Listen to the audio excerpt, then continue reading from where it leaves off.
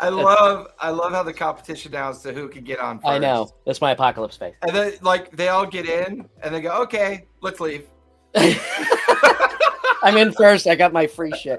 Actually, we really should do that. Well, you keep saying that. Well, so nobody gives me their nobody gives me their so it's all info. you know what? That's such a boomer response. It's always not my other... fault. It's everybody else's fault. I knew it. You're not 52. You're 96. Yeah, and you know what else? I fucking hate D&D. Hello and welcome. You burn in hell. You die now. Well, that goes well. You can't tell who's first till the end of the show. Well, that's actually good. That's a good idea. I will have to start sending out like stickers or something. So, all right, we'll get that set up. I promise. There may not be a prize. Well, I think Paradox, I think you won. You and Twisted both were in before the countdown. So technically you both win.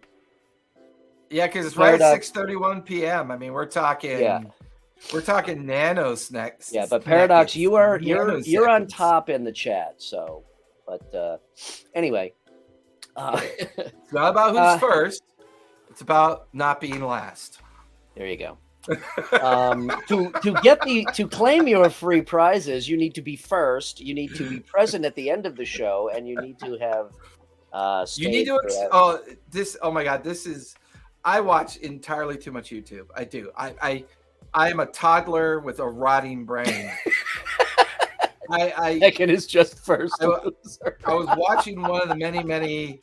I was watching one of the many YouTube shows designed to rot my brain and keep my attention. You mean 99%? Yeah, and they were making fun of some giveaway family, like some family that gives away stuff, and it was totally cringy. It made sense. It was funny to watch, but it reminded me of how cringy their giveaway was as you were doing that. You know, like, so the rules for giving away a 50-cent sticker is that we need an hour of your time. You have to be willing to drive to the Midwest to pick it up. And you have to collect it in 12 hours. You know what? I'll just fucking give you guys all stickers. I don't care. Give me your addresses. I'll send you fucking stickers. The fact that you guys are all here in chat every week, I'm happy to send you. In fact, you know what? In honor, I don't know if anybody watched the Congress today. Nice. I love it. But in honor, right? We all know aliens are real now. So, you know, social distancing since 1947. There you go. Anybody who is in chat, any of our regulars, I'm going to throw this out there now. If you want, DM me at some point on Instagram and give me your mailing address, and I'll just send you free shit, because the fact that you're here every week is awesome, and it's worth some stickers and a t-shirt or whatever. And the artwork that Brian does for stickers are pretty fucking cool. And they're awesome. and he's broadening his horizons, folks. He's becoming progressive. Yes, I had the chip implanted in the back of my head, and I got set up on Midjourney AI. Yes. So now everything I do, the quality is going to go down, but the quantity is going to go way up. Well, what's really interesting is I was thinking about our when I was walking you through all that, and it was yes, Jason had to help me, because I was like, what the fuck did I just do? I fucked this up so bad. Well, but it got me to thinking, one of the cool things that Midjourney does is, like, if you just want to play with colors, like if you just want to like come up, like the background you built for this show, right? The smoky skulls in the background. It's a great way to put together 20 ideas that take less than like 10 minutes. And then you scrape all that and you figure out the ones that you like, and then you use your normal editing tools that you were going to use anyways. Yeah. To kind of turn it into something that you want to turn it into. Yeah, I'm interested to start using it. So yeah, it's fun. And I think anything, if you use things responsibly, you know, like your weed and your liquor, I mean, it'll be fine. What? What are you talking about? I'm drinking This is how heavy I am into illicit drugs. By the way, everybody. The apocalypse. I'm drinking decaf coffee out of a random hot cocoa Hershey's Kisses cup. That's how much I am with my feelings. Broke down and started making Aperol spritzes, which is the official drink of the apocalypse. Which he's slurring already, so he's clearly on his 5th one. That's the weed. It's a good thing we don't actually have paying sponsors because I wouldn't care if we us did. like a hot second. No, I know. I wouldn't care. I'd like, hey, Chapstick wants to sponsor us. Great. I do an insert of us putting chapstick on the smashed spider. I'm all good with that. The official drink of the rant Rant cam. cam. It is. It's a good glass to the. Oh, but I got to change my thing. That was from my game Wednesday night. Your savior and your doom was. Here, I'll let you do that while I'm spouting off. Okay, we should probably introduce the show because now it's 7 minutes in and we haven't even said who we are. Welcome to Mutual of Omaha. You remember Mutual of Omaha?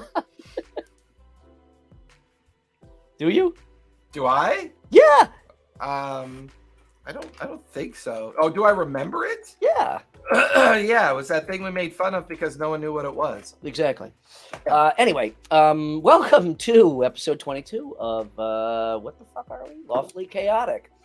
We are here tonight to talk about our part 2 of the discussion of the apocalypse/zombie theme in no, I'm not. No, I'm not. I'm just in a good mood tonight, okay?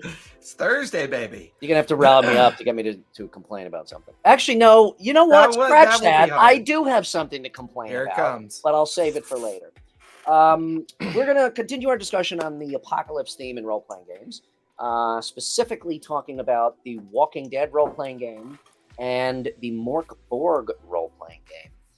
Refresh my memory. Are we going to delve into zombie side tonight, or are we going to save that? I don't know. I kind of want to see where we go. Okay. Because I'm obviously a complete idiot. Because now that I'm thinking about what we decided to both review these, you're going to do Mork Bork and I was going to do Walking Dead. I realized they're both Free League games, so I kind of want to take a little time to talk about Free League at the same time. So okay, we might come back to Zombie Side when we do a board game review, because I'd like to at some point talk about Dark Tower, Zombie Side. I think Zombie Side probably deserves its own. Yeah, they've done enough with that. Simon's done enough with that.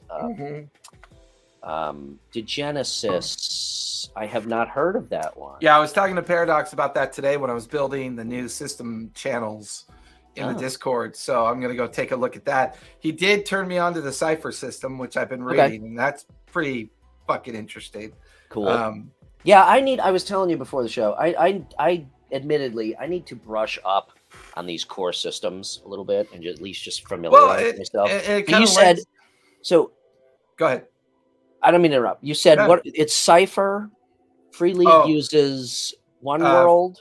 So Free League uses Year Zero. Year Zero. Okay. Yeah. So Free League uses the Year Zero system, which is their core system, and as long as you use their system, they'll let you publish on their site. I believe they're based out of Sweden, is where they're located. Because when you see the two little apostrophes above the O, they're Nordic, and I'm pretty sure they're out of Sweden. And they have a bunch of titles. If I recall, they did Tales from the Loop too, right? They did Tales from the Loop.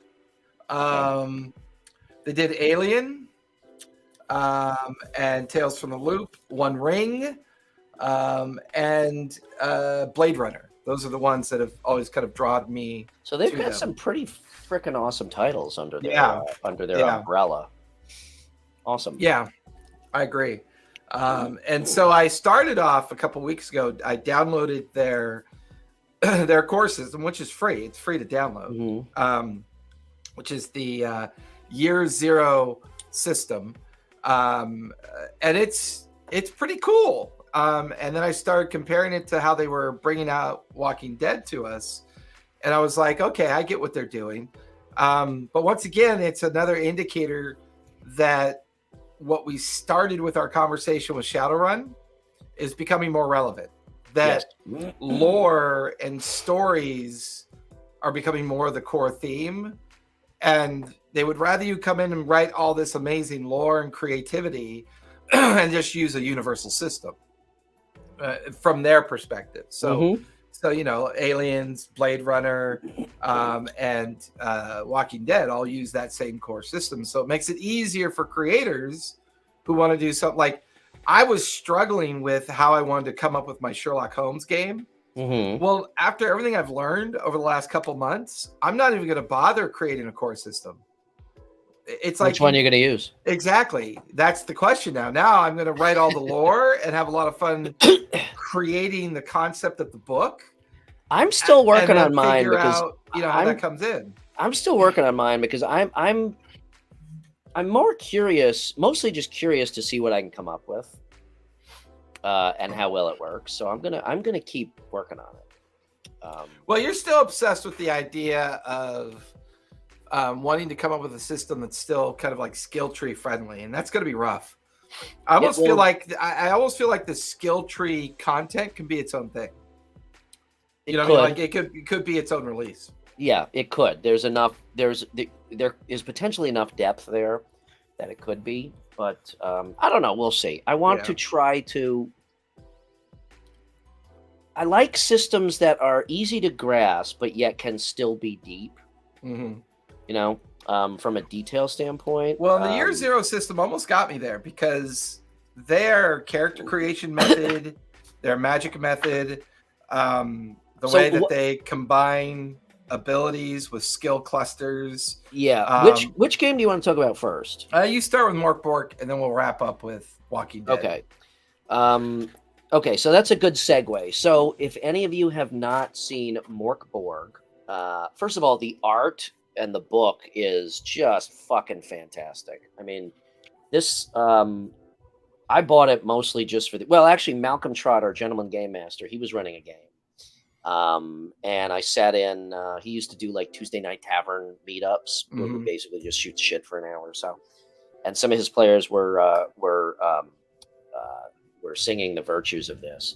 So I bought it mostly just because the art is just, it's fucking phenomenal.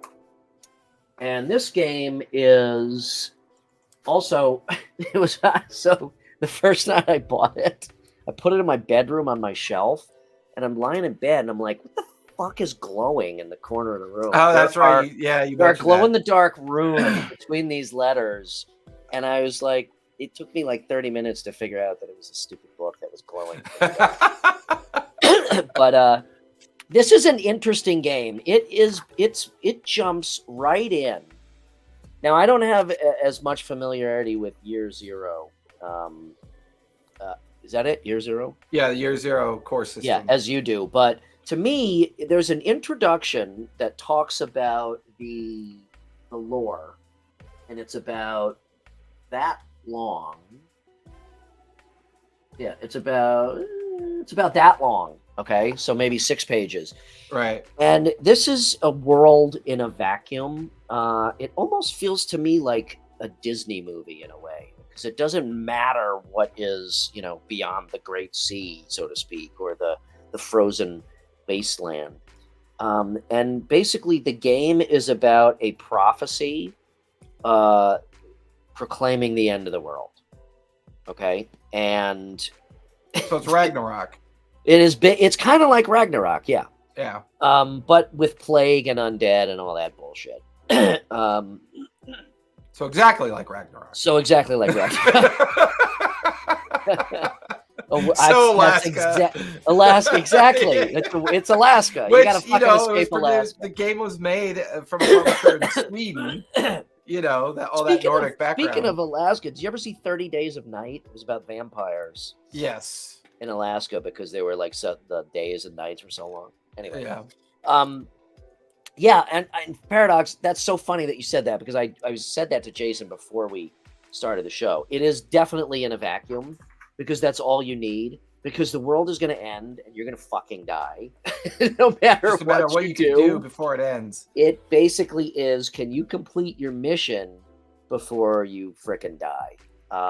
And I mean, there is nothing.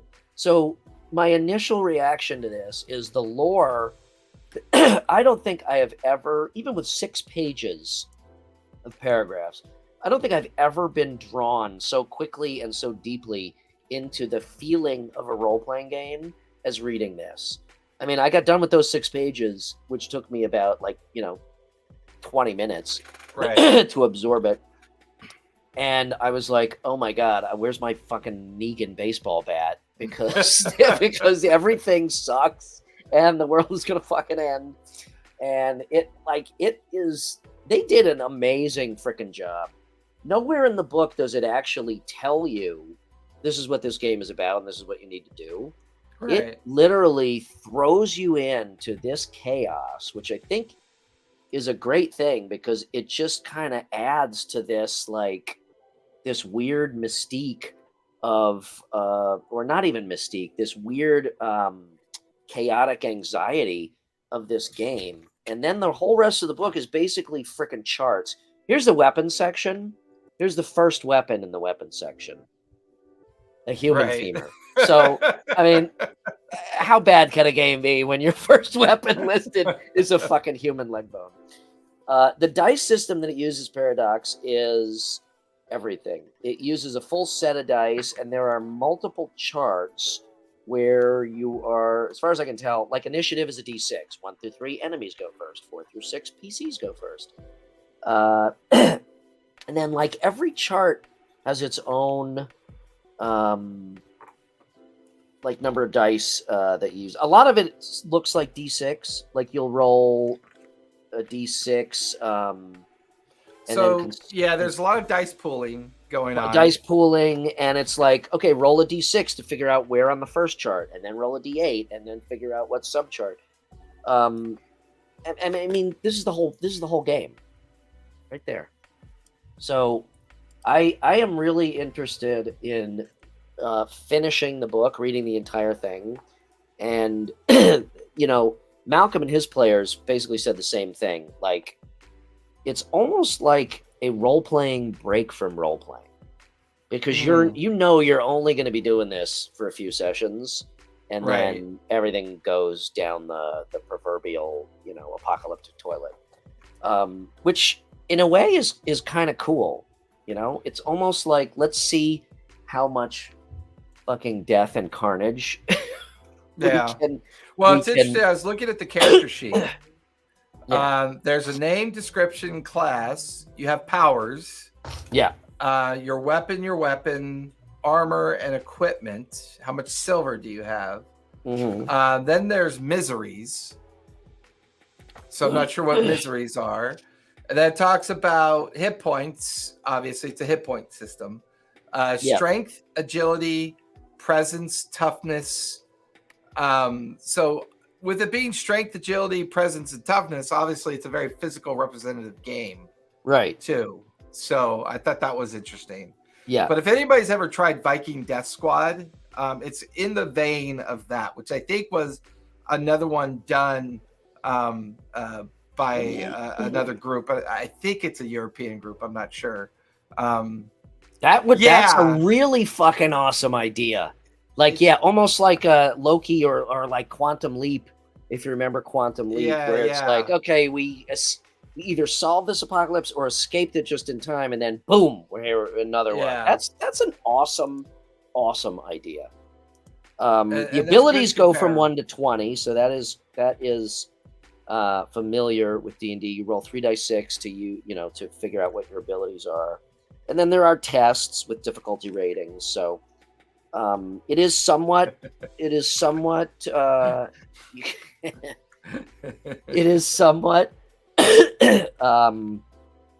similar to D&D in the fact that it has difficulty ratings, but it looks like it also uses dice pools. So it looks like they also use a violence system, and their violence system is what determines combat.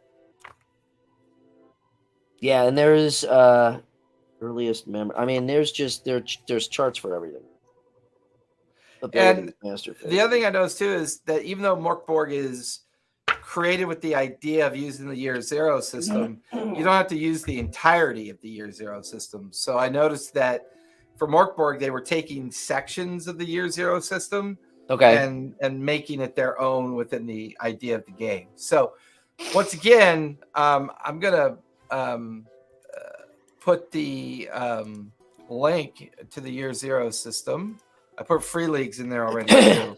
And the PDF is free to download. And once again, even if you wanted to do like a MCU, an MCU superhero apocalypse game, shit, man, you got a core system that they're letting you use, and then you just go build it if you want to. I mean, who would have thought that when they wrote GURPS, that, GURPS being the prelude, and then eventually D20 dominating the market, and here we rotate back to the idea of multiple core systems becoming more utilitarian.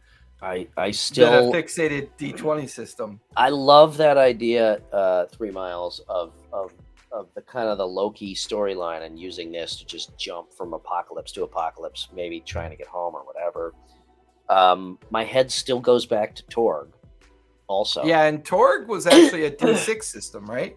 It was, it uses the D6 system. But the idea of not only jumping from apocalypse to apocalypse, but,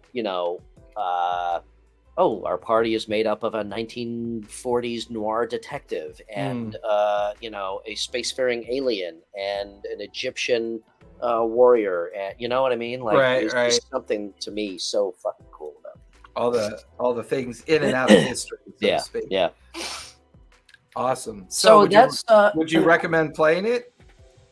Yeah, I do. And there's a pirate version also.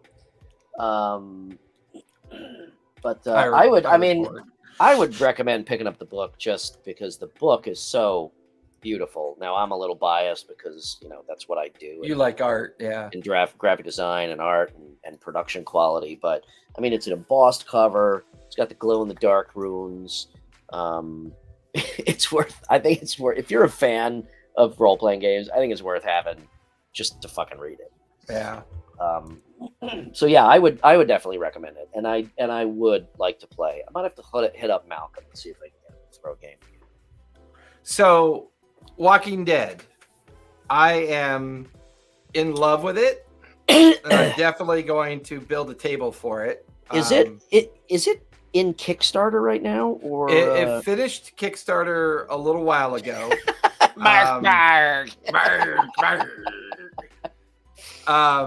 It finished Kickstarter a little while ago, so they're just doing the reward release system for the reward manager. Okay. And then I did the PDF, so I should be getting my PDF copies any day now. Because they blast them all out once they're all done. And this is also Free League, as you said. Yes, this is also Free League as well. And from what I could tell, reading a lot of their update notes and community notes, it looks like they're sticking to a good portion of the Year Zero system, but including a lot of unique kind of Walking Dead thematics to it as well. And I got to tell you, their skill system I'm enjoying. I like what they did with their skill system. They also came up with a cool idea and I don't know if this was done somewhere else or not, and I've missed it, but 2D, they used 2D6s as a percentile roll. So between 11% and 66%. So if you roll 2D6 on their charts, if you roll a 3 and a 2, it's a 32. And they do a lot of cool, fun chart shit, like your teeth get knocked out, or, they do a lot of, I don't know if anyone's ever played not Zombicide, we just talked about that. DayZ, which is the Arma mod for Zombie Apocalypse, as well as Zomboid, I think is the other one. Project Zomboid is the other one. So, but they're really sticking solid to the Walking Dead theme. That part I definitely liked. And they describe two different ways to run a game. One is a traditional campaign system. Another one is more of a, kind of like what do they call it, where you tackle a single idea of something that you want to bring back. It's just this, just like this one shot versus a campaign system. Which I really like that. They do a neat way of skill system usage, as well as the way rounds work and some other activities work within the game. So they're really using things in a way to keep the storytelling intact. They want that to be the main part. Okay. I was surprised that they're also hoping it's collaborative. So there's a good couple paragraph section in their update notes where they talk about what does it mean to be a character in the game, and they describe it as just a humdrum group of 5 or 6 people that run across each other out in the wilds of the apocalypse. And how do they survive the apocalypse? They meet in a tavern. They meet in a zombie-run tavern. Join. So I really like that. But when I was looking at, it is its own hardcore mode. In fact, they do justice to the zombie horde. The zombie horde is its own monster. So there's a whole rule system and a whole kind of thing built around the zombie horde, which I thought was very respectful of the genre, so to speak. And, so they do want to encourage the RP along the challenges of relationships within the core premise of The Walking Dead, which was always assumed that the zombies were the things that applied the threat. And as things became more threatening, people became more erratic and stressed. And so the system does a good job of really implementing that into the gaming system. They put a lot of emphasis on relationships with NPCs, which I'm really happy to hear, because that's not always the case when games develop. A lot of times I feel like games just focus on mechanics and, horde. Zombie horde. Zombie whores? I'm paying for that. But an example of PC selection, right? So the doctor, the farmer, the homemaker, the kid, preacher, scientist, those are the archetypes. And then they talk about using talents and how you build your skill tree. So they're doing skill pools and skill trees. And, what's really interesting, what I loved, all player characters have 3 hit points. That's all you got. That's it. Right. So it really does a good job of focusing on the skill system they build and like the trees, the tree system that gets associated to it. So I really, really like that they did that. It's interesting. Go ahead. And you do roll for your attributes. So it's not like you get these flat starting attributes. What are the attributes? It looks like it is. Well, let me expand that. Make sure I'm looking at the right. Yeah. So it's strength, agility, wits, and empathy, which is the year 0 system. If you look at year 0, that's exactly the core that they use. 12 skills that they can grasp. Like close combat, mobility, stealth, tech, manipulation, stuff like that. But what I really, really, really, really, really love is this idea of the threat level, this threat level system, where if I'm narrating the adventure, I get to use that as a way to increase the tension at the table, and this threat level system allows me to be a little bit more creative in what they're about to encounter, what they might get involved in, what they're trying to do. Just going into an abandoned town, trying to collect equipment could kill you just as much as a zombie or some other roaming band of thugs. Or so to increase the attention at the table, do you depending on the threat level, do you throw pens or dice at your players, and then when the threat level goes up, you actually throw looks knives, like they and at the top of the threat level, you actually shoot somebody in the foot. Yeah, like in the Kickstarter, I think there's actually a dial. Okay. Where it's threat level 0 through 6. And so the game master can turn that up to a number secretly and then slap it down on the table. Oh, that's cool. And that way people are like, oh shit, threat level 3 and we didn't even do anything yet? What's going on? So that forces them into a state of paranoia which allows you to then kind of foster that feeling of, you know, you go from kind of successfully harvesting your first tree of apples and you're like, you know, unicorns and, you know, unicorns and jelly beans. And then all of a sudden you wander into the wrong neighborhood and threat level's 3 as this zombie is like, you know, wandering towards you, or you see a strange figure duck into a, you know, a building that you don't recognize. So it really like lets you play into the jump scare, you know, lets you get into that idea of the jump scare, which I really like that. Cool. Yeah. You know, it occurs to me, well, first of all, as an aside, there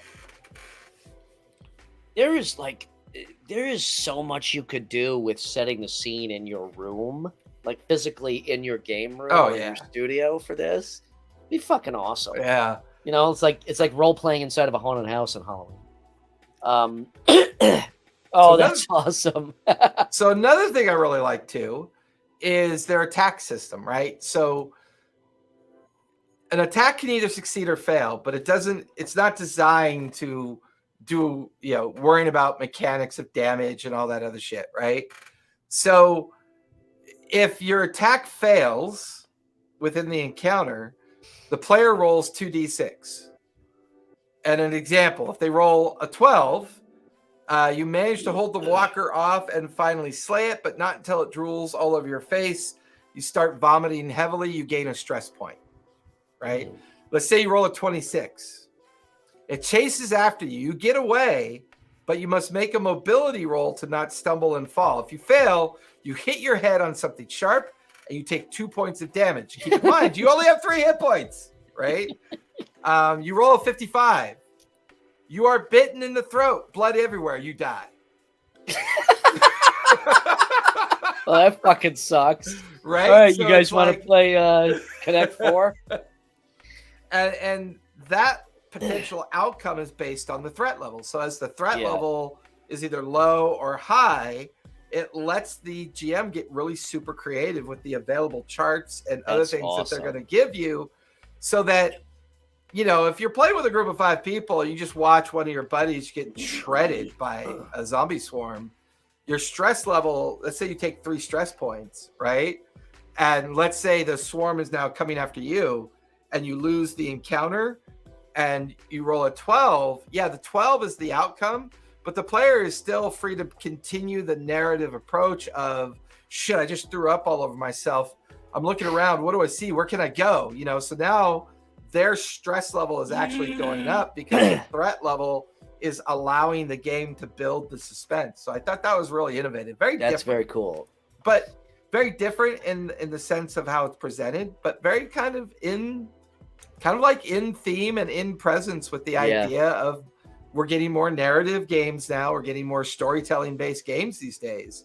And I feel like that, you know, you can either play, you know, just that one-off condition where you go out to solve a mission, if that's all you want to play as a group at the table, you know, or you can play a sustainable campaign. This reminds me of a game that they played a while ago with Norman, the guy from Darrington Press. Ivan Van Norman, Ivan Van Norman. They did a series on Nerdist. Not Nerdist. Geek and Sundry. Back when Geek and Sundry had a relationship with Critical Role, but he did a series called We Are Not Dead. Okay. Or We Are Still Alive.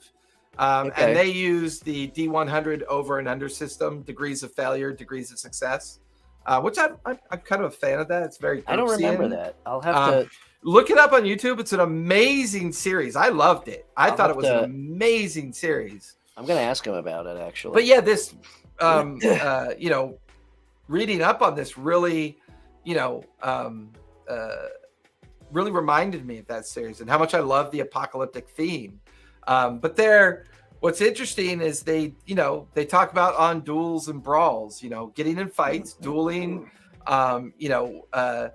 there's things like taking cover, ranged combat, close combat, movement, first aid. So there's all these things that your characters get to do. But once again, as mentioned in previous updates, all humans have 3. Catch that? All humans have 3 health points. Some animals have 2 to 4. When down to 0, the poor victim can do anything meaningful. Also takes 1 stress and must roll on the table for critical injuries. Without going into details on first aid, recovery, or medical treatment, here's a sample section of the table. So if you roll a 22, your teeth are knocked out, and that's a permanent condition that your character suffers. 35, you have a cracked head.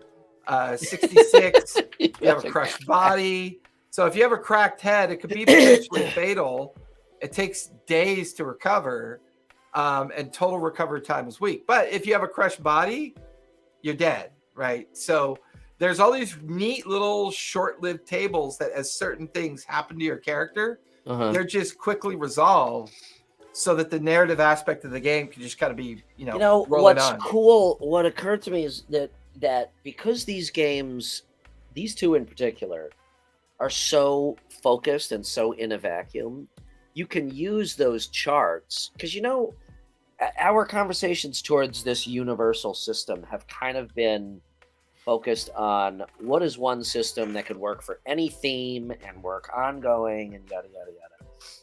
But in looking at these two games, and maybe it's just the way Free League does their games, because it's so focused, here's the time frame and you're fighting, and it's a zombie apocalypse. You can really, laser focus those critical charts or skill charts or whatever and have a lot of fun with that. I love those charts, especially the critical charts and shit.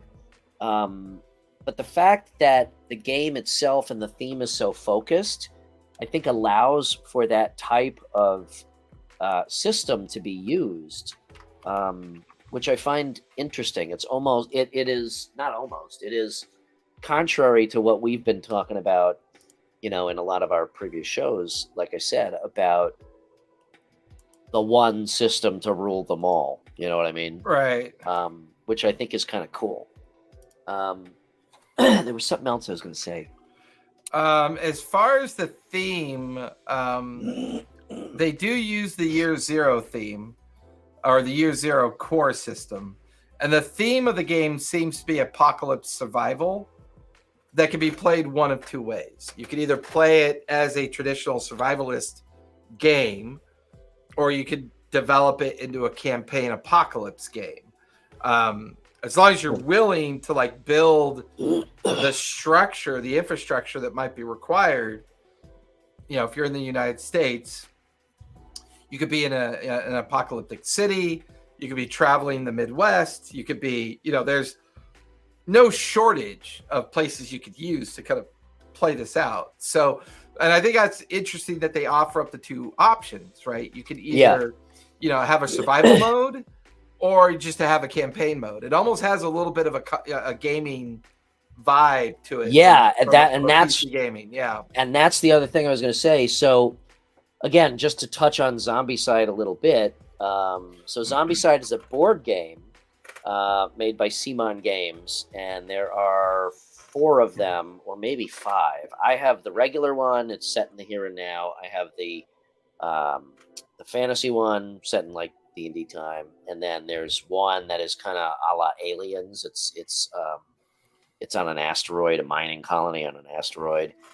They came out with a Marvel zombie one based on the What If episode, and then I think I don't remember if they're doing even another one or not. Oh yeah, an Old West. So there's 5 Zombicide games, and it's a cooperative game.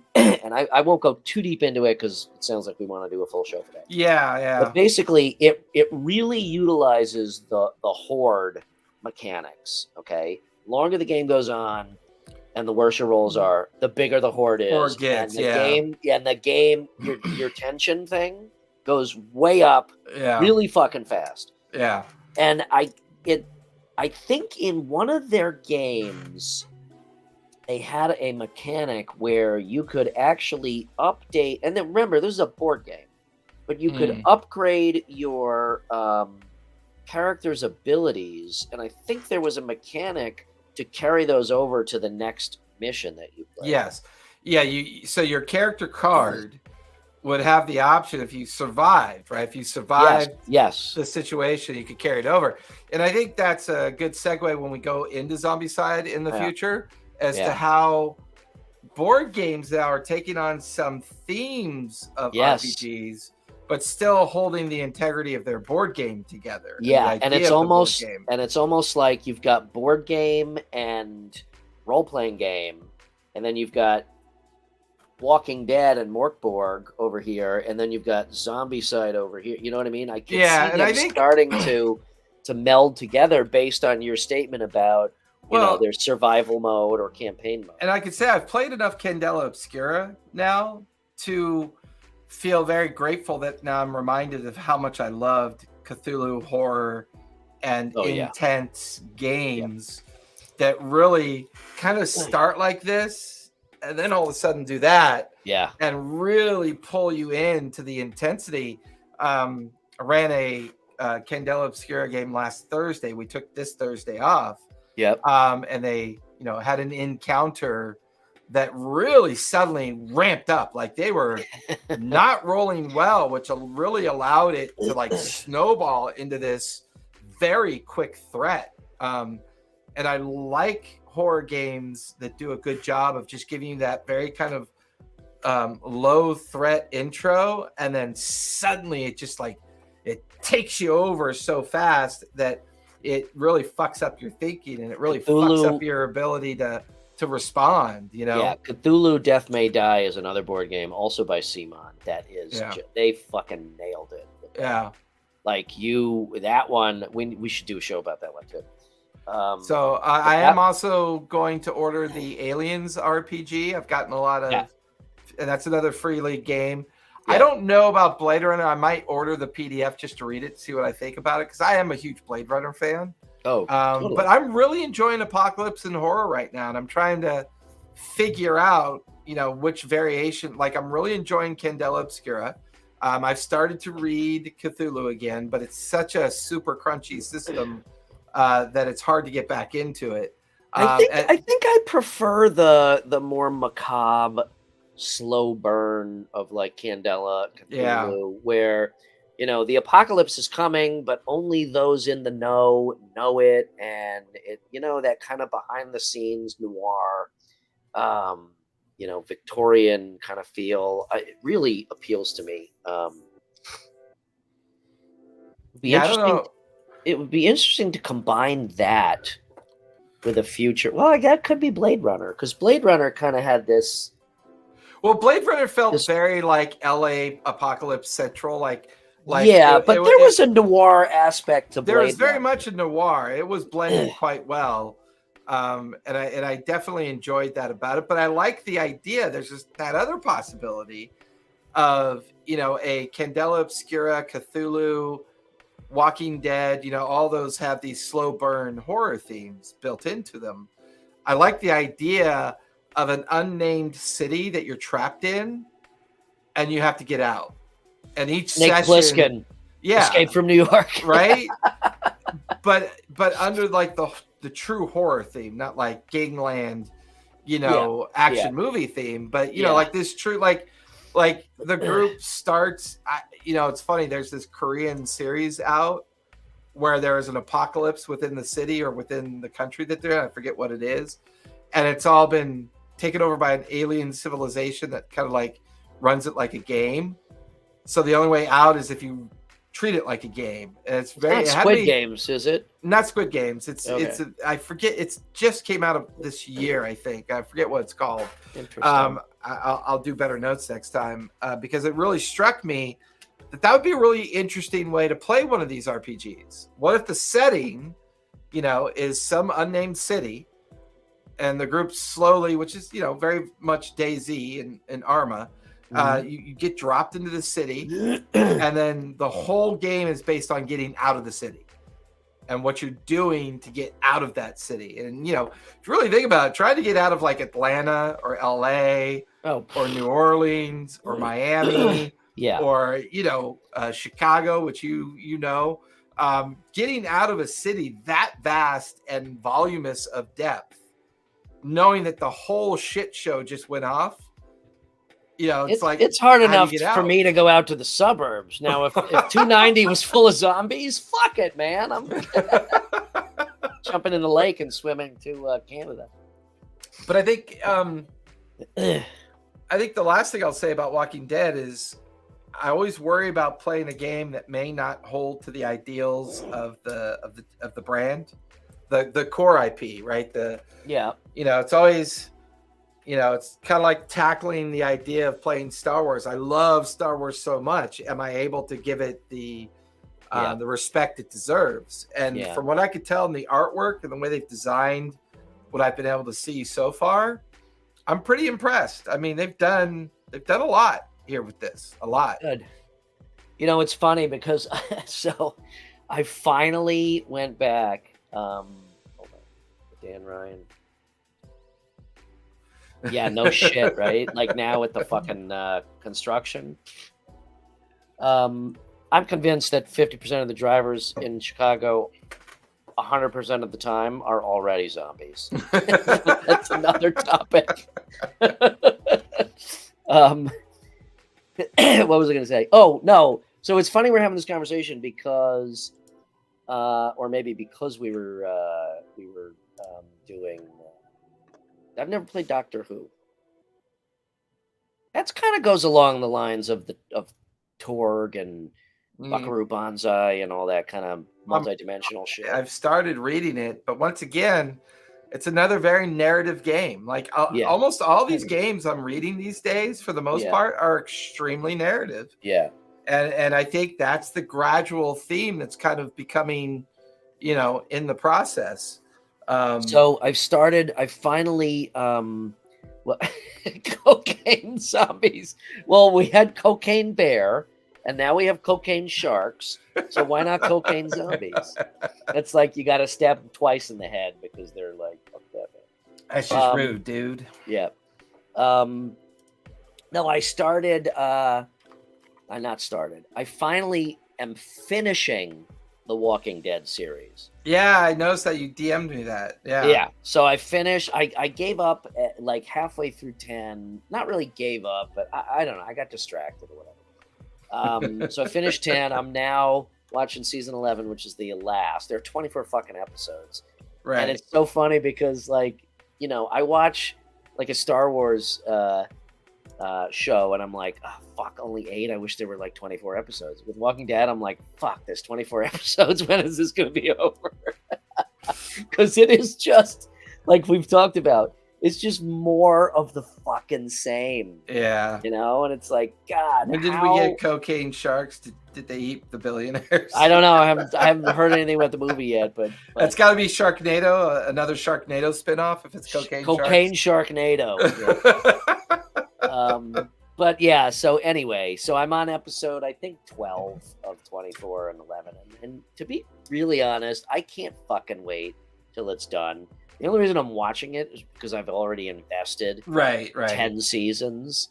I mean, it's nice to see the characters wrap everything up. But the one big spoiler alert is that even if you make it through season 11, there's now like 3 spinoffs. I know. And I'm like, and Fear the Walking Dead, I fucking hated. I thought it was absolutely atrocious. I loved the first couple seasons. The first couple seasons were awesome, and it went to shit so fucking fast and so hard. Yeah, it was really sad. It remains to be seen. I may watch the Daryl one because it's Daryl, but I don't know. We'll see. Well, so I don't know where I'm going. I don't know. I'm a huge Norman Reedus fan, so I'm definitely going to give that one a He is awesome. He is awesome. And it's really funny looking back at all the original characters because there's only like fucking 3 of them left. Yeah, it's like Daryl, Carol of the true originals. It's like Daryl, Carol, and there was one more. Michonne. She's not even original. She's pretty. Well, then iconic, so then Maggie. Maggie.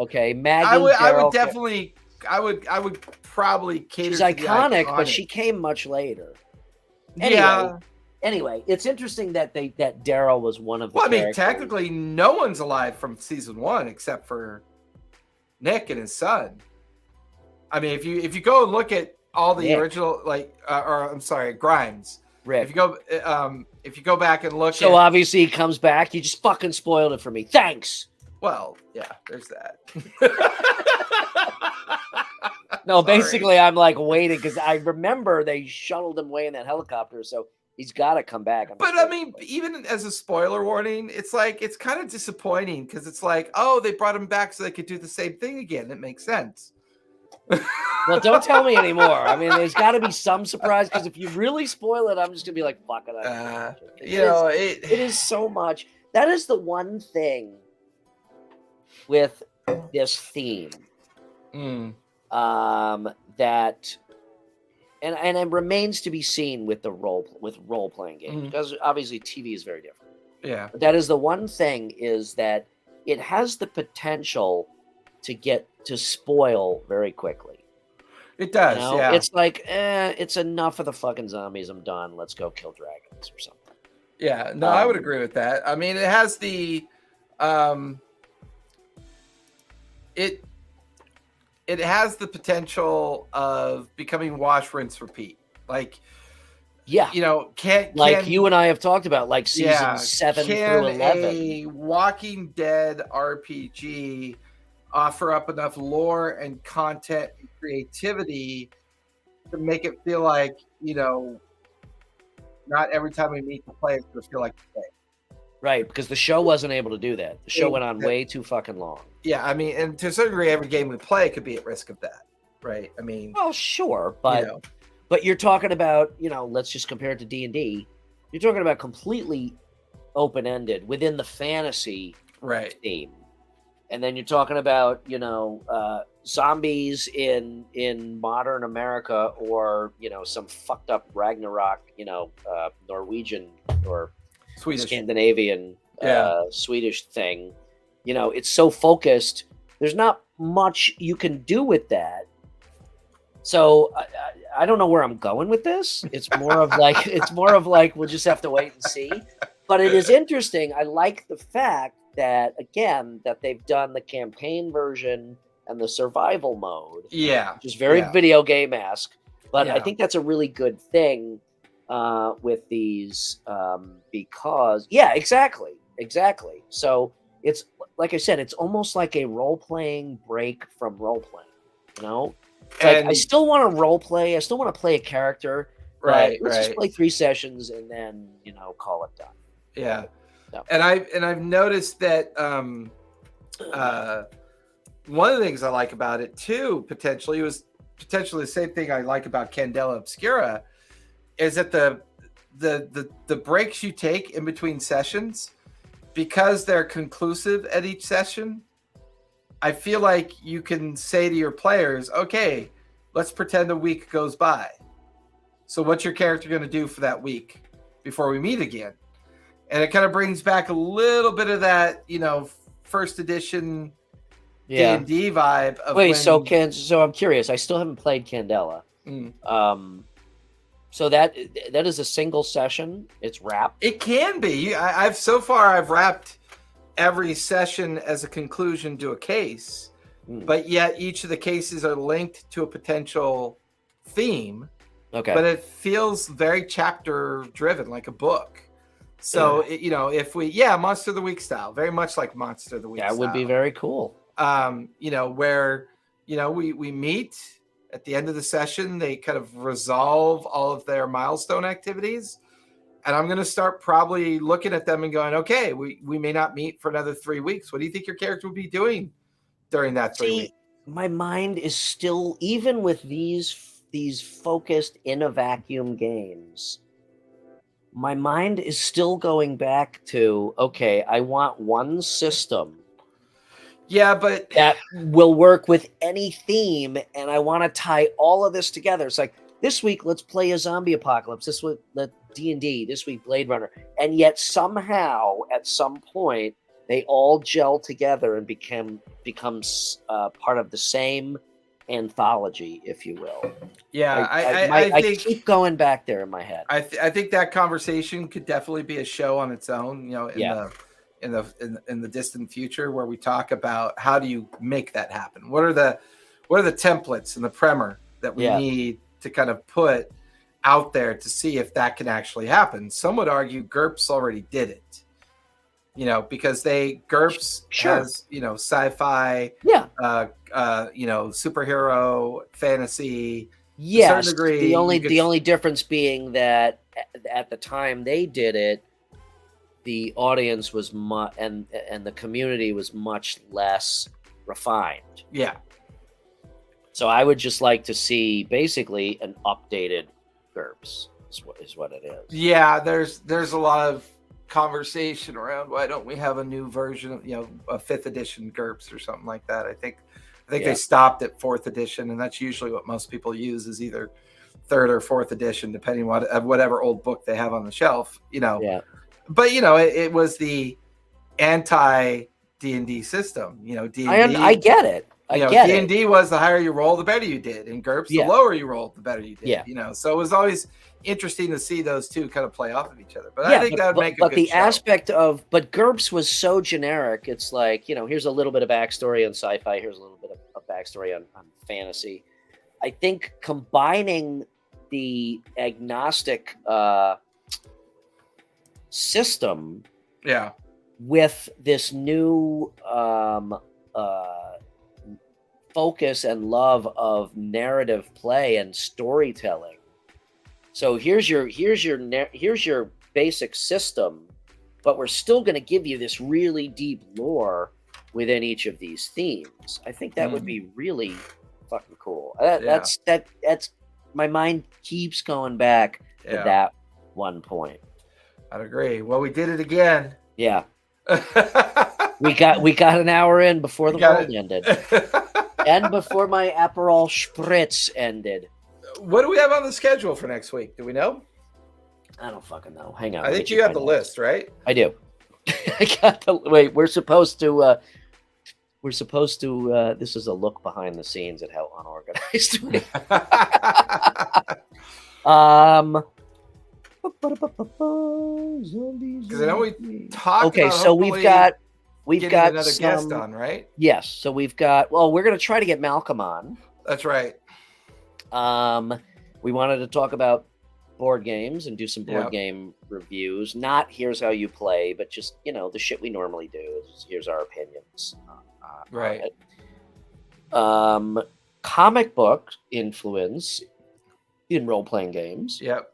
We got that coming up. And then beer tasting. And then a beer tasting episode.